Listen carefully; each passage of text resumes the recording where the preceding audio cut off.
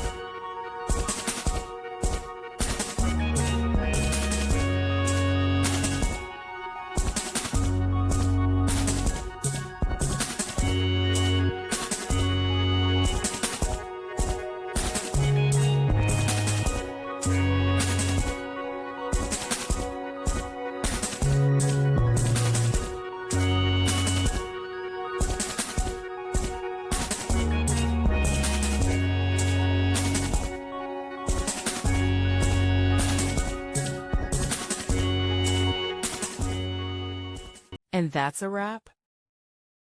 I hope you found the answer you were looking for. If you did, take a second to hit that subscribe button. It really helps out. And let me know in the comments which solution worked best for you. See you next time in the debug zone.